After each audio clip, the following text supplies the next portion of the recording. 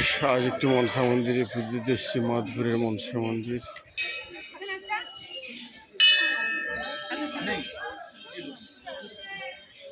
চিকুদা, ও চিকুদা,